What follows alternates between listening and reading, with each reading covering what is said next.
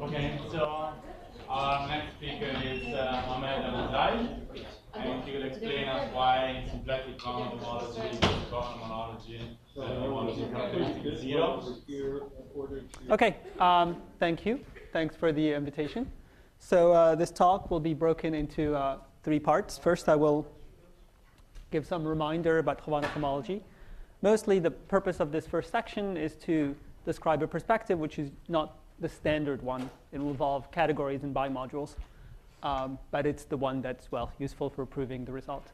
Next, I will discuss the symplectic side of the story, which involves certain Hilbert scheme of surfaces that appear.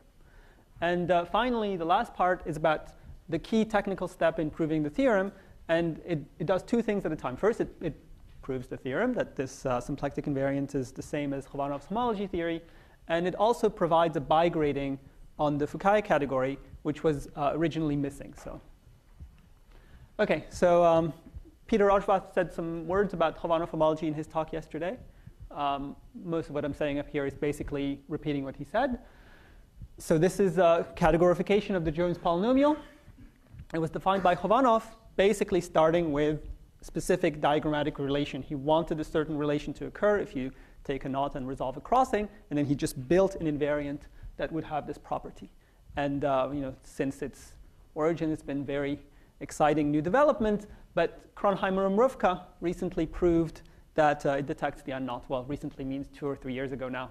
And the way they proved it is by constructing, well, actually by using an old gauge theory invariant of theirs that they studied earlier and building a spectral sequence from Khovanov homology to this invariant, which is known to detect the unknot. And therefore, Khovanov homology must itself detect the unknot. So I'm mentioning that in part because you will see a spectral sequence appear later in this talk, and you should think of it as being some symplectic analog of some spectral sequences of Kronheimer and Mruvka, except that ours will degenerate rationally. Okay, so the question is, what is the geometry behind Khovanov homology? It's something in terms of diagrams. What does it have to do with the actual knots living in S3? Well, I'm not quite going to answer that question because I don't quite know the answer to that. But in 2005, Seidel and Smith proposed an invariant in symplectic topology. So out of a knot, you produce some symplectic manifolds, some Lagrangians, you compute some Floer homology groups, and they called it symplectic Khovanov homology because it looked a lot like Khovanov homology. It has single grading, and they computed it for the trefoil, and it gave the right answer.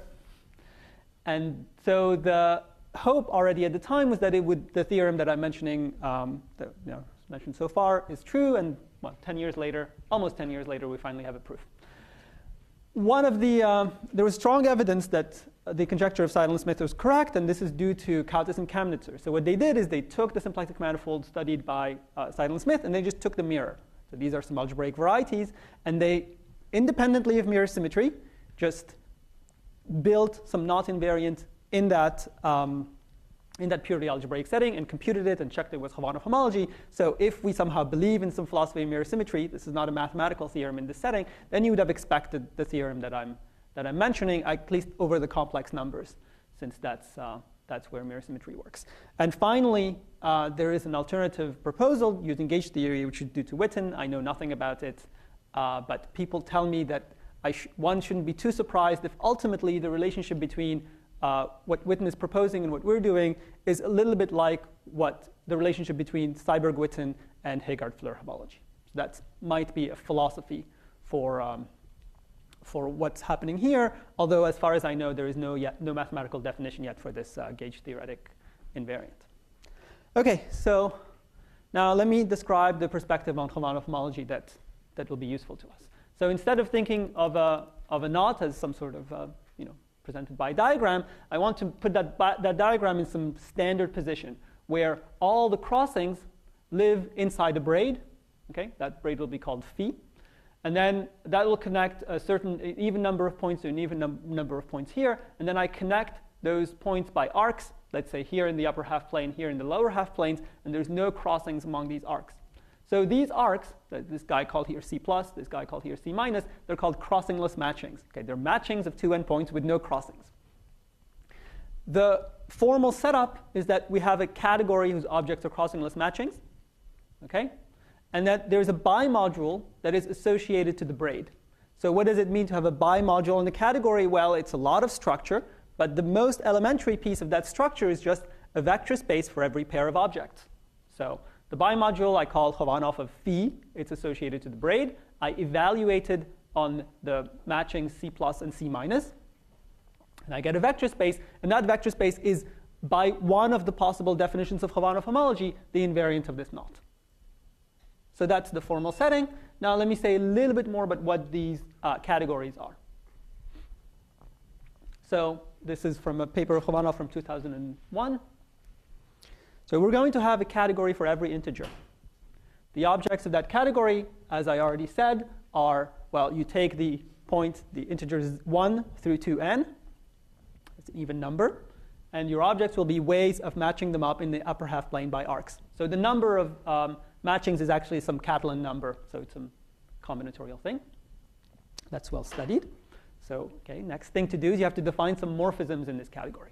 So that's done diagrammatically, as is everything else in Khovanov homology.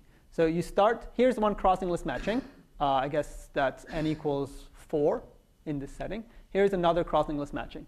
I must assign a vector space to it. That's going to be the space of morphisms. How do I do it? Well, I take this guy and I reflect it. And then I glue the two together. So I get this picture here. Okay? And what I look for is the number of components that I get when I glue these things together. So here I get 2 components.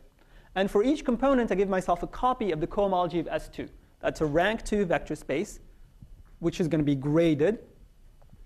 And then you take the tensor product of the vector spaces that you have assigned to every component. That's what this formula is saying. Okay. The morphisms between C0 and C1 in the category Hn, which is called the arc algebra, is a tensor product of copies of the cohomology of S2. This number k is the number of components that you get when you do the gluing. And here there's some homological shift, but let's just not worry about it in this talk. So those are the vector spaces. The next step to do is you have to be able to define composition, multiplication in this category. And the way you do it is you take these pictures, and to each circle you have assigned the cohomology of S2. So now you put 2 of these pictures together, and you start merging circles together and unmerging them. And those correspond to multiplication in the cohomology of S2 and co-multiplication, which you can write in terms of duality using the trace. So once you have these 2 algebraic pieces of information, the cup product and the trace, you can follow Khovanov's algorithmic procedure for constructing these algebras. So I said the way to present this theory is in terms of categories and bimodules. So the next step should be to tell you about the bimodules. But I'm not going to do that. Instead, I'm going to tell you that there is some black box that's, again, due to Khovanov, that tells you that the bimodules are completely determined by some relationships between the categories Hn and Hn plus 1. Okay? These are going to be some functors. They're called the cup functors. Well, I guess they're called the cap functors. So at the level of kind of combinatorics, all I'm saying is that if you have 2n integers, and then you can choose an integer I less than or equal to 2n, and you can insert 2 points in the middle. So here I took n equals 3, okay? And what I do is I will just insert 2 points between these 2 guys here. That's here. Okay? That's just, so that's there's a collection. These are maps from the set of integers less than or equal to 2n minus 1 to the set of integers less than or equal to 2n minus 3, I guess. Great. So at the level of objects, what you can do is when you do this procedure of adding 2 more points, you just want to connect them by an arc. Okay? So that gives you a map on crossingless matchings. If I have a crossingless matching on the left, I obtain a crossingless matching on the right by just adding 2 points and connecting those 2 points by an arc. That's a functor at the level, the map at the level of objects. At the level of morphisms, you realize that these 2 extra points, they correspond to cohomology of S2. And I told you everything, all the morphisms in this category were just number of copies of the cohomology of S2. tensored by the tensor power is given by the number of components. So here we're basically adding one extra component. Okay, so that's the functor that you have. It goes from hn minus 1 to hn. And again, it's important to know that there isn't just one of these. There is one of these for every single place where you could insert this extra little guy. So Khovanov proved that his knot homology is completely determined by the categories and by these functors. So you could ask me, how do you recover at least the bimodules out of this? And the story goes a little bit like this. So you start with these cap I. They go from hn minus 1 to hn. And then you consider the adjoint, which goes, well, let's pretend it goes from hn to hn minus 1. So the fact that it's an adjoint means that there exists, well, an adjunction from the identity to cap I composed with cap I. So this is a functor on h n minus 1, the cone of this adjunction. And this is what you assign to an elementary braid.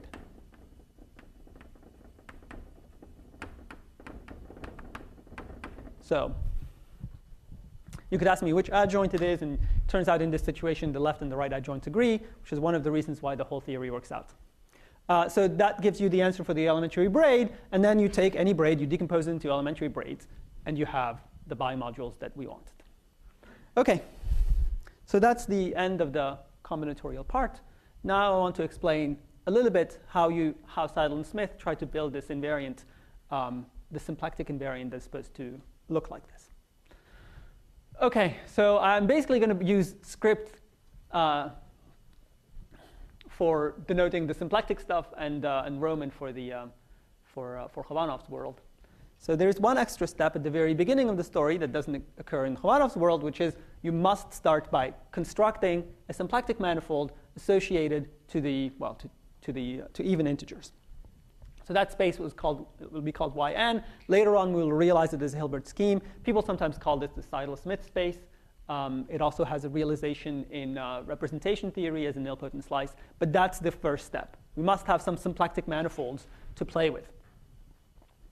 So the next step is trying to build this category. So Khovanov constructed it completely combinatorially. We're going to use some Floer theory. So next, what we do is, given crossingless matching, we produce a Lagrangian in this space.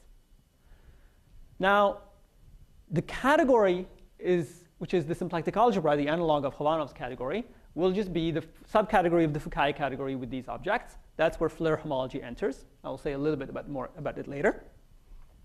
And the next step was the fact that the braid group had to act.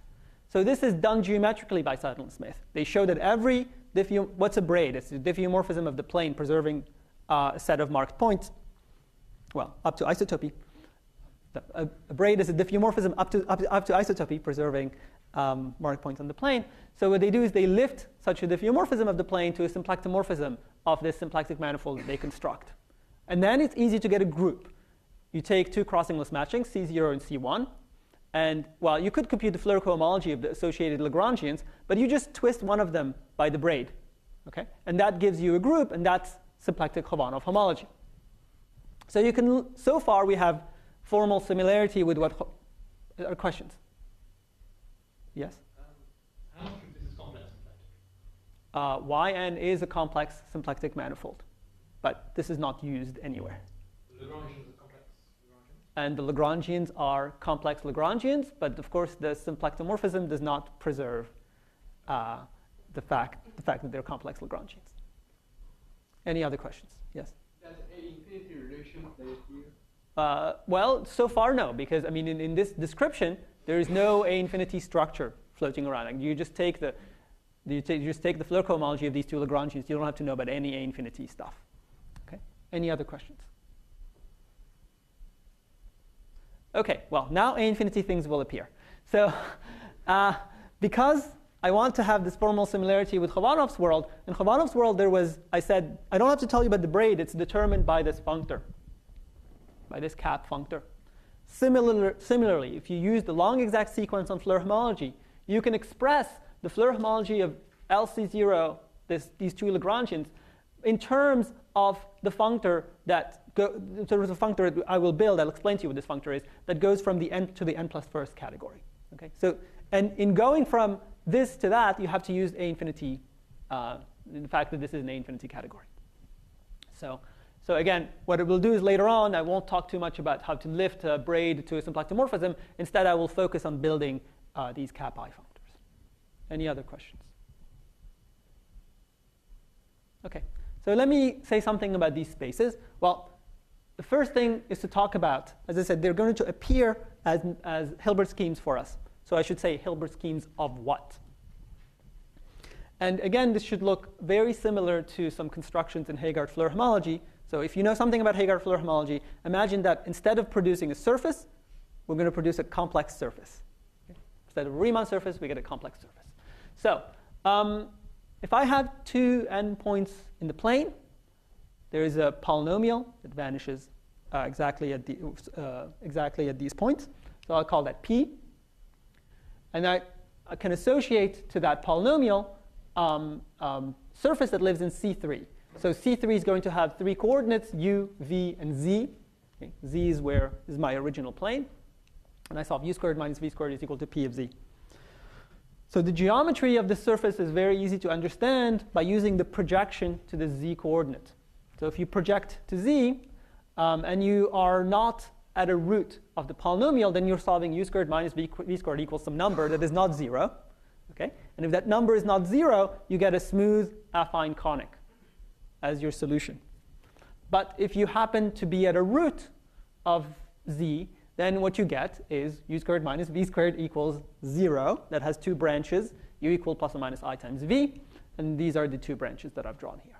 You can tell I'm a topologist and not an algebraic geometer by the pictures that I draw. So this is a model for what is called the Lefschetz fibration. Okay. This space has a natural symplectic structure, which is the one induced by restriction on C3. That's the one we use. Great. And in particular, that tells you that I'm not going to be talking too much about it being hyperkähler. Okay. I'm just using the symplectic structure. Great. So these are some symplectic manifolds. Let's build some Lagrangians in there. So the idea is due to Donaldson. So you have to think a little bit about the geometry of what's happening at this singular point. So if you take a nearby fiber, let's say this one, okay, and you move this fiber to the singular one, what you'll see is that there exists one sphere. In this case, it's a circle that collapses to this point. This circle is called the vanishing cycle. Okay, so people know a lot about this vanishing cycle, except usually people think about it as a homology class or something like that. Here we need it as an actual Lagrangian. Okay? So take this vanishing cycle, and in fact, take all the vanishing cycles that live over this green arc. Topologically, the union of all those vanishing cycles is just a cylinder.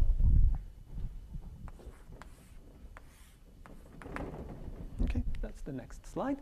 But at the two ends, the cylinders are capped off to a point. So what you get is a Lagrangian two-sphere. So the first time you encounter this, you think, is it smooth? And the answer is yes, by simple computation in local coordinates. That's called a matching sphere.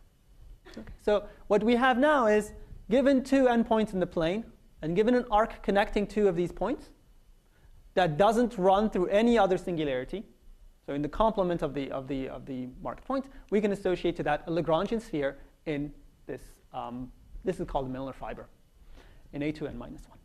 So now, instead of taking one arc, just take a matching, crossingless matching. Connect all of them together. So you can associate to that 1, 2, 3 different Lagrangians in this space, and hence a Lagrangian in the n-fold product. So you have to check that my numbering is exactly right. And I always get confused about it, but I think I checked the slides, and it is correct.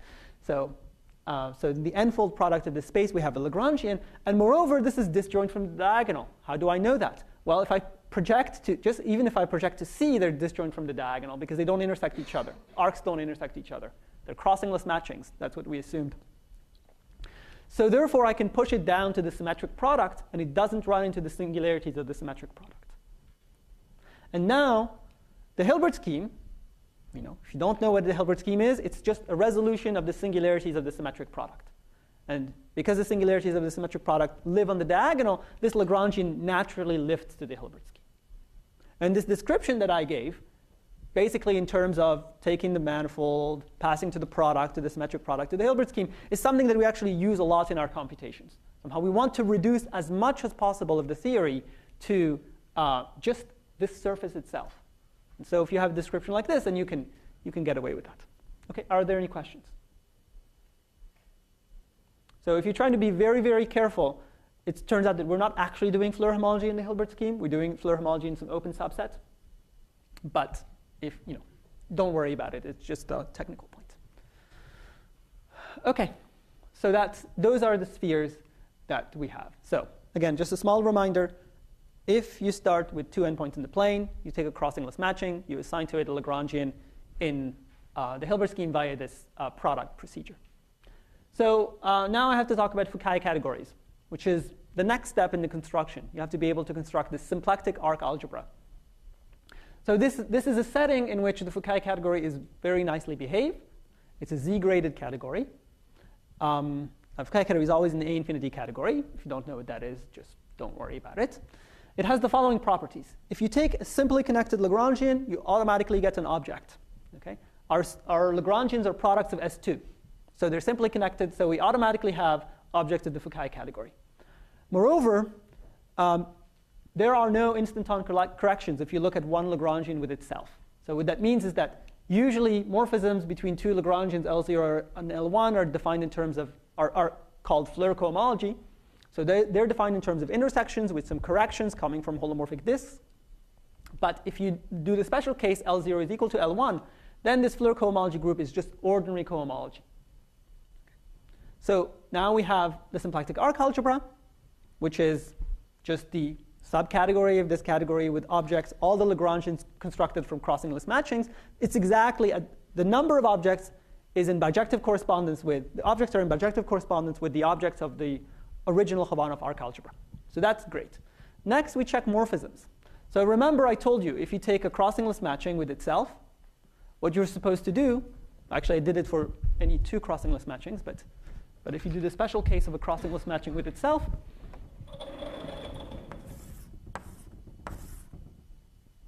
for example, this one, you take it, you reflect it, and then you count the number of components, and you notice, oh, the number of components is always n. Okay? So for crossingless matching with itself, you get the cohomology of S2 to the nth power in the Khovanov world. But that, by our construction, is the exact same answer as we get for Floer cohomology, because these Lagrangian spheres, are products of S2s, and it's exactly the same number of S2s. So we're seeing, at least for one object, if you take the endomorphism of one object, it's the same in this category as in this category. And at the level of vector spaces, you can extend this computation very easily to check that for any two crossingless matchings, the answer in Khovanov's world and in the Floer homology world are the same as vector spaces. So what's the next step? Check in multiplications. So this proved much harder than expected. Yes, Sergey? So at this stage, it seems that one can look at this problem from the viewpoint of complex structure on this hyperkiller Hilbert scheme. And these guys, Lagrangians, will be also holomorphic. They will also be holomorphic, yes. So would it add anything to look at the problem from the viewpoint of the D model from the complex? So I would say the following thing. That is very close to what Kautas and Chemnitzer did. So when I said Kautas and Chemnitzer looked at the mirror of this space, well, really what they did is they said this space is hyperkähler, so let's just pretend the mirror is the space itself. And then they basically used that theory. So they have some coherent sheaves that are supported on these branes. But from the point of view of trying to do it using symplectic geometry, it's not. Well, I guess what I'm asking is, for example, computation of X for this Lagrangians yes. exactly the same dimensional space. My question is, the gradings are easier to see from the symplectic or complex viewpoint? I would say that if you use the gradings from the complex viewpoints, you end up with the wrong answers until you know how to correct them. that actually is a, yeah. So you have to apply the symplectic morphisms phi, which yes. is not complex. Yes.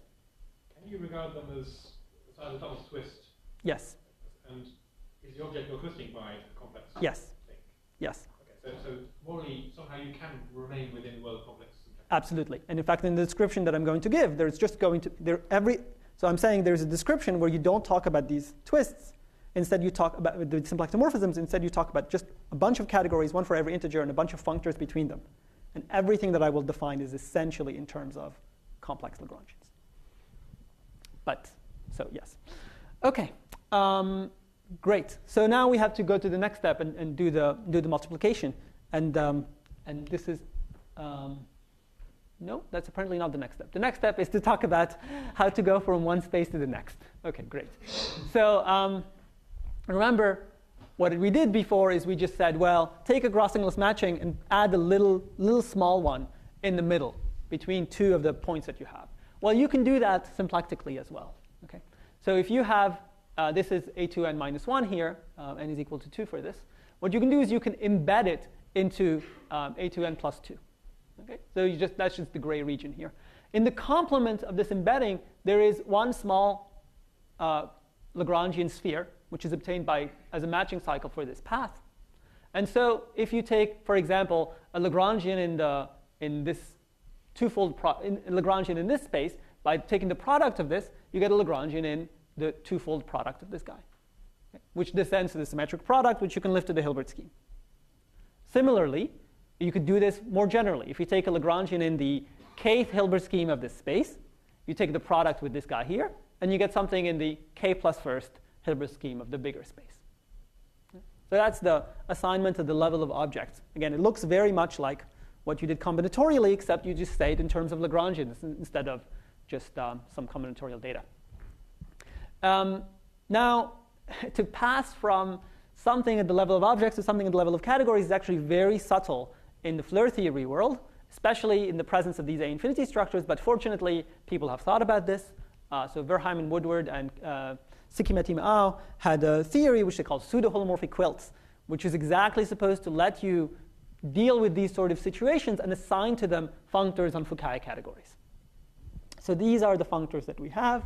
Again, the combinatorial data that goes into them is exactly the same as the one that we had before. And now, the first result that we prove is that these categories that we get from symplectic topology are isomorphic at the level of cohomology to Khovanov's. And the functors behave in exactly the same way. So it turns out that the statement about functors is essentially trivial, because you're just taking something that you understand and taking the product with S2. The statement about these cohomology rings is actually very subtle. So for two reasons. First, the reason is a little bit related to what Sergey mentioned, which is that naively you can think of these as being complex Lagrangians. Then you want to be able to express the Floer cohomology between them as something having to do with some sheaves supported along their intersections. That's fine, but when you try to understand multiplication, it turns out that multiplication is not some naive convolution. There are some non-trivial corrections that go on when you try to get multiplication right. The other problem has to do with signs. Okay. Yes. Why doesn't the HN have an edge star already? Is the HN full? No. The right-hand side of that? The right-hand, yes. Khovanov's thing is just an algebra. There is no differential in the algebra that Khovanov constructs. In the theory we construct, it's in chain-level theory. So I want to put anyone who worked with Khovanov homology knows that there is basically no signs. Everything has pluses in it. Okay. And if you try to do it using counting holomorphic curves, you have to wonder, why is it that all your signs counting holomorphic curves have pluses in them? Okay. So that was the mystery, and that puzzled us for a long time. And all I want to say is that we resolved this problem, and I won't say much more about it, by expressing the Floer theory product, not in Yn itself, but in the product of the space with itself. So it turns out that you can use these spaces. There's extra relations between these spaces that allow you to simplify some computations. Yes? So the homology of the category on the left-hand side presumably has massive products. Yes. Yes. Yes, we'll get to that. That's a very good question. OK. So as an immediate corollary of this, you conclude that there is a spectral sequence from Khovanov homology to symplectic Khovanov homology. Why is that? Precisely because of Massey product. So whenever you have some A-infinity algebra, and then you do some construction starting with its cohomology, then the construction that actually uses the A-infinity algebra itself will have some additional operations, which are the higher products or the Massey products, and they will give you pages in a spectral sequence. So those would be the differentials in the pages of a spectral sequence. Those would be exactly the failure of this statement at the level of cohomology to actually be true at the chain level. But we have this result, and it's true integrally. Now, I want to point out that, and again, a little bit like in Peter's talk, the first time you start thinking about these problems, you think, well, everything is determined by these categories. These categories behave exactly as expected in the lowest dimension, and then you just kind of work your way up using these functors. But it turns out, and this is not quite a theorem, but one way of interpreting the results of Kronheimer and Mrówka, so up to some mathematics that doesn't exist yet, that's probably related to the equality of Seiberg-Witten and Heegard-Fleur, but the expectation is that you can find some symplectic manifold, which is not yn, let's call it yn prime, okay? Such that this theorem holds, but this spectral sequence is non-trivial. Okay? So there are examples out there where you get exactly the same construction at the level of cohomology as Khovanov, but there is some extra information at the chain level, and that extra information causes these differentials to appear. Okay, so the problem, therefore, is to figure out when does the spectral sequence collapse. So that is related to a notion of formality. So let me just say that there is a completely trivial observation. Start with a graded algebra, okay? Then over some ring. I claim that this graded algebra has a natural action by the units in the ring. Okay? The action will, by definition, be of weight k on the degree k part. So if I have x, and x is degree k, then an element t acts on it by t to the k times x. So why do I say this action is natural? Well, if I take x times y, then t to the, and let's say the degree of x is equal, t to the degree of x plus the degree of y is equal to t degree of x times x plus times t of the degree of y times y. I'm just using the fact that the degrees are additive with respect to taking products. So that's why this action is natural. Now, if you had a differential, the differential would not commute with this action, but the product does. Okay? So if I take the derivative, I get what is called the Euler vector field, which every element maps to it. I multiply it by its degree. And now there is a result due to Seidel that basically says that the existence of this Euler vector field characterizes formal algebras. So more precisely, an A-infinity algebra is formal if and only if you can lift the Euler vector field from its cohomology to a Hochschild cohomology class. So this would be HH1 just for obvious degree reasons. One way of thinking of this lifting the Hochschild cohomology class is just saying that the Euler vector field doesn't quite commute with the A-infinity structures, but it commutes up to some coherent set of homotopies. So if you can find some coherent set of homotopies to make it commute, then you can just change coordinates and get the desired formality result. Another way of thinking about it is that if you start with a class in Hochschild cohomology, well, there's a map from Hochschild cohomology to ordinary cohomology. So you start with a class in Hochschild cohomology that dies under the map to ordinary cohomology. Then you obtain a bigrading.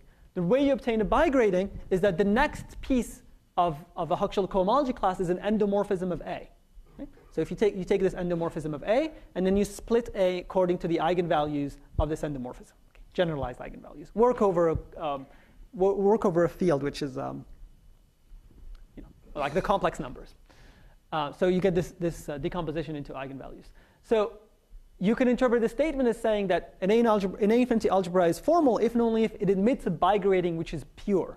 So what is purity here? Purity is just the fact that the second grading, which is supposed to be basically this eigenvalue of this map, is equal to the first grading, which is the homological grading. So that's the property that the Euler vector field has.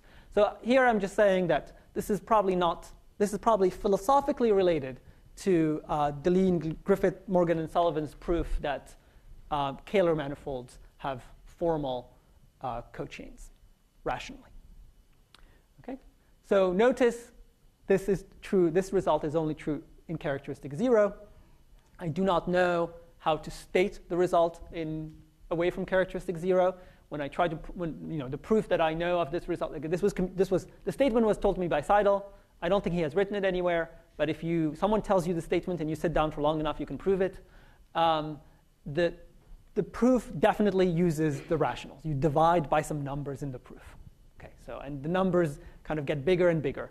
But that means that it's not enough to work away from 2. So you really cannot avoid saying that this is true in characteristic 0. This is true away from characteristic 0. So what do? What we do is we construct a Hochschild cohomology class. Alternatively, we construct a natural bigrading, which somehow commutes up to homotopy with all the A-infinity structure. And by appealing to this theorem, we conclude that the algebra is formal, rationally. And by concluding that it's formal, we see that the spectral sequence collapses, and therefore the 2 invariants are the same in characteristic 0. Any questions? OK, so now I'll explain how you construct these bigradients, because I think somehow this hasn't really shown up much before in the literature. So the geometry uses compactifications. So let's do a very general situation. We have some symplectic manifold I call M. And what I want to do is I want to add a divisor to it at infinity to get something which I call M bar. And what I will do is I'm only interested in the Fukaya category of M itself. So all Lagrangians will live in M. All the Floer cohomologies will be in M. But I will construct extra structure using the divisor at infinity. The simplest thing you can do, actually, is you just count the disks which pass through the divisor once. So now the dimension of this moduli space depends exactly on the relationship between the class represented by D and the first Chern class. So let's assume they're actually equal. Okay? I'm going to assume that D represents the first Chern class of this compactification. Well, in that case, the dimension of this moduli space is equal to the dimension of the Lagrangian. And you get a homology class. You get a cycle by just evaluating to the Lagrangian. Okay, well, this is not what I want to do, but this is somehow the first thing you could try to do. I want to do something which is, you could think of it as some sort of secondary thing you could associate to the divisor. So fix a section of the normal bundle. That's I call S here. OK, maybe here I said conormal. But just let's for a moment say fix a section of the normal bundle. Now, instead of counting disks which intersect D once, I will now impose an additional constraint. My constraint will be that when my disk maps into the target, I will force the origin to go to D. That's the previous conditions we have. But in addition, I will force the tangent vector in the x direction, which we will fix from now on, to map to a positive multiple of this conormal section, of this normal direction. So here I stated it in terms of evaluating a conormal section and getting a positive number. We've imposed one constraint. So that means that instead of getting a 0-dimensional cohomology class, we get a 1-dimensional cohomology class. Just think in terms of Poincare duality. The dimension is 1 lower. So in terms of cochains, it's 1 higher. But notice I said it's a cochain. This is not closed anymore. So what can happen? What can happen is something that in general is codimension 2. Well, in general, what I mean is that in more familiar situations is codimension 2, but here it's codimension 1. And that's the bubbling off of a sphere. So this circle can have the property that it just collapses to a single point, and then you just have a sphere meeting this divisor once. So normally you eliminate this by saying, this sphere has an extra circle of symmetries, so it doesn't count. Dimension 2. But in our situation, this extra tangent vector kills this symmetry. Yes? Sorry, I'm confused. This extra condition is it an open condition? I mean, just it's codimension 1 condition. So positivity is codimension 1? So first of all, being real is codimension 1. Oh, so it's something that's complex. I missed. Okay. Yeah? Yes. Well, I mean, you have a map from a disk to M, and you have a codimension 2 submanifold of M. Okay? And then you have some real direction in its normal bundle. Yeah. Sorry, yes. It's a divisor, so this section gives you a codimension 1 constraint. So there's a chain, so these things can bubble off. But we're in a situation where this is completely controlled, or rather I put us in a situation where this is completely controlled. Because these are exactly spheres which meet D once. Okay? And I assumed originally that D represents the first Chern class. So this is some Gromov-Witten invariance. Okay, so it's the invariant associated to spheres whose Chern number is 1. And that gives you, take a sum over all possible homology classes, that gives you a cochain in H upper 2 of M bar. Now, assume that this cohomology class vanishes. Okay. So if it vanishes, then you just choose a bounding cycle. And you choose a bounding cycle that allows you to kill this bad boundary that you didn't want to have. And hence, you produce a class in H upper 1 of the Lagrangian. So this is a procedure that assigns to a compactification of a symplectic manifold a class in the first cohomology of the Lagrangians. Okay. Now, and terminology is that a Lagrangian is invariant if this class vanishes. So invariant under what action? Well, remember at the beginning I told you, if you have an algebra and it's graded, then you can talk about action of the units by dilation. Okay? That's philosophically what we're going to end up at the very end. At the very end, this Lagrangian being invariant will be the same as the action on the basically invariant under the action of that dilation. But currently we're doing geometry, so it's a little bit hard to see how to get from here to there. And now if you have a notion of a group action, then you also have a notion of an equivariant structure. And that means that instead of just assuming this class vanishes, you fix yourself a bounding cochain for it. So that's what an equivariant structure is. So given two equivariant Lagrangians, L0 and L1, I claim that there is a natural endomorphism of the Floer cohomology between them. And it's given by this picture. So this is a strip. This is X. I'd like to know what X maps to. X is a generator of the Floer cohomology. What I do is I count all holomorphic strips, but the target of these holomorphic strips is now M bar. This point, which is allowed to move along this line, this point must map to the divisor. And moreover, I take this little vector in the direction of the output. I force it to go in the direction of my conormal section. This is, again, some constraint. And if you try to compute the dimensions, you get that this is an operator of degree 0.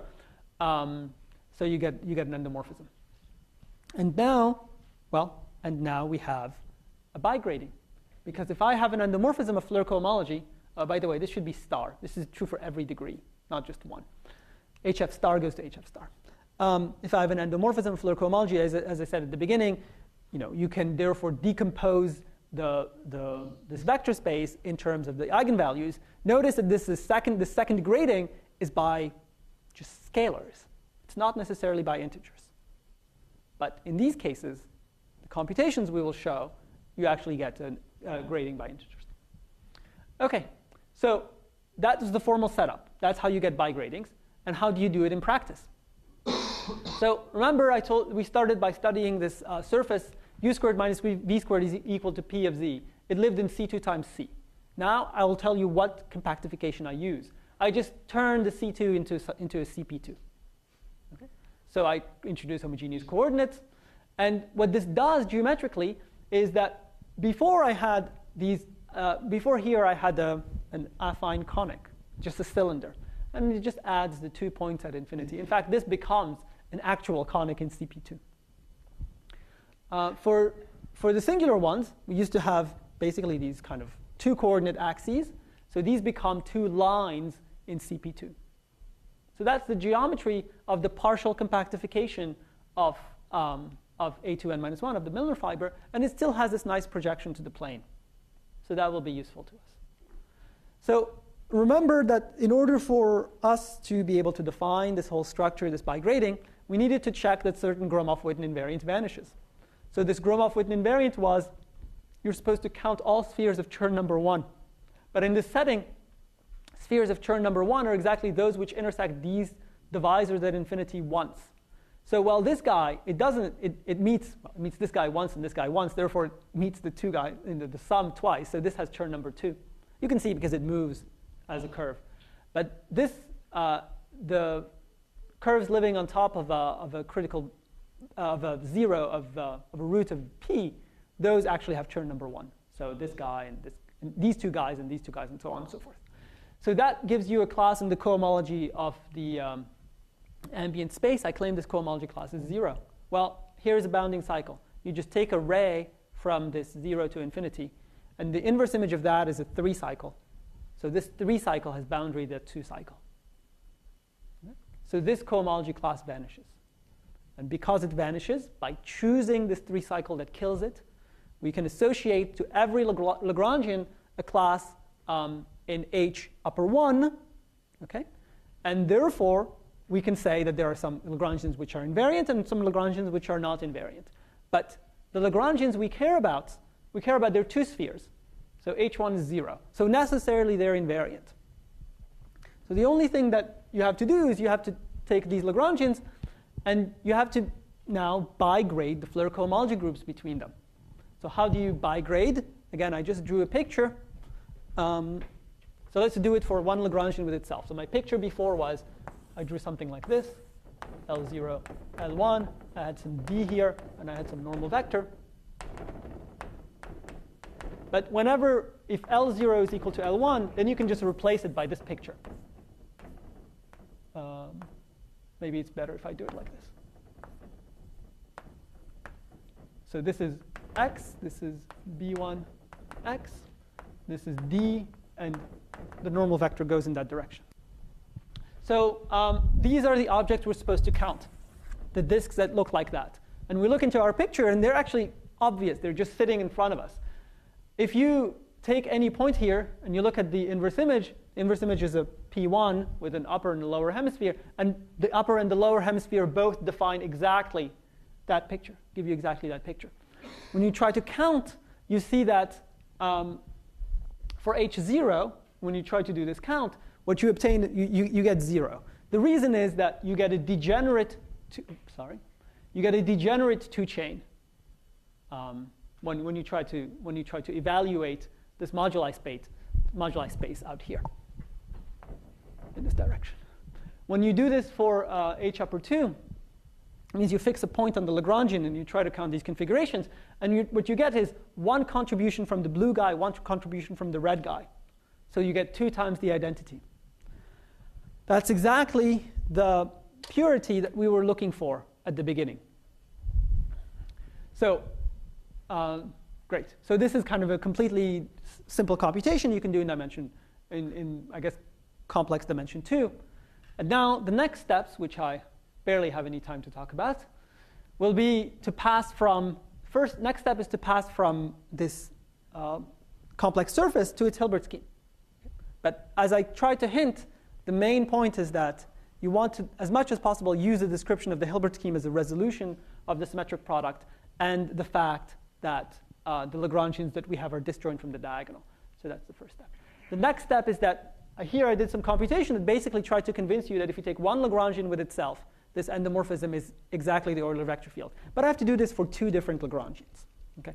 It turns out that the way you do that is you use the algebra structure. You have to know some extra piece of information coming from having already proved that Khovanov homology, the arc algebra is the same as the symplectic arc algebra at the level of cohomology. So we use that in that step.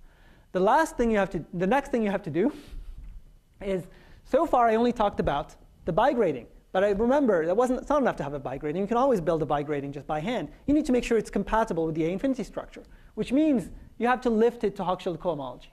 Now, people who know about Hochschild cohomology will tell you that, well, what that means is instead of drawing these pictures, like, for example, this one, I draw the same picture with more marked points on the boundary, and I understand what happens when things degenerate.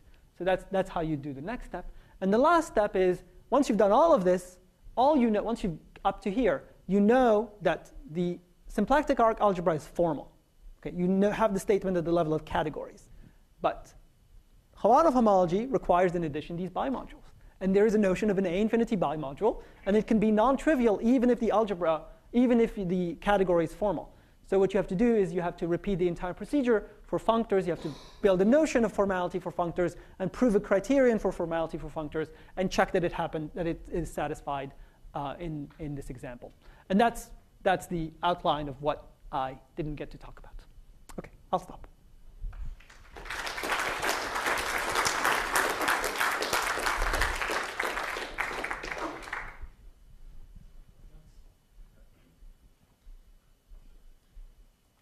You've told us that the Khovanov homology can be recovered from complex Lagrangians and complex things, the Lagrangian Floer theory in trying the complex world.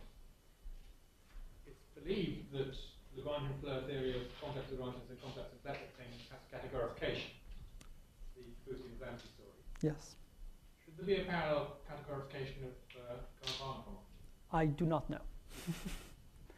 I do not know the answer.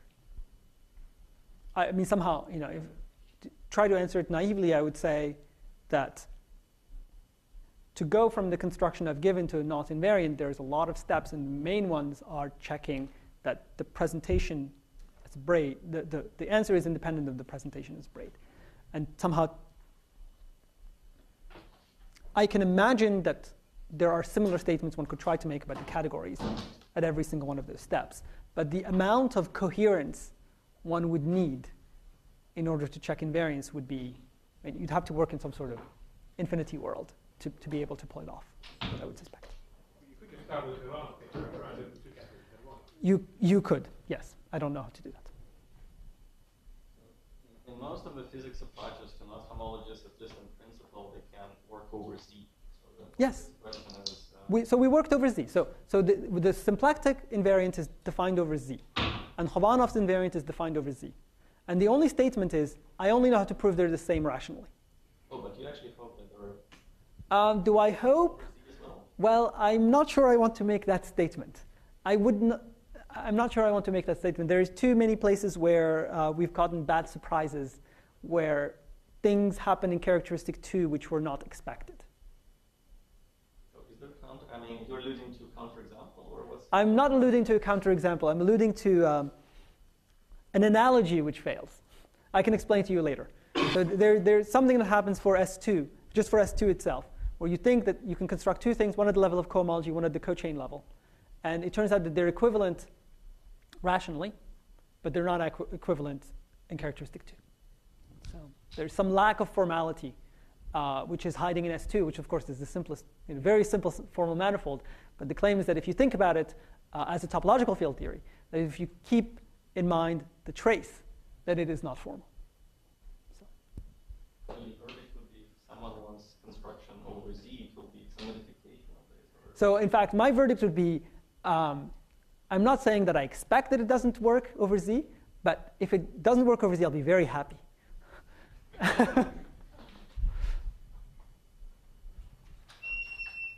other questions?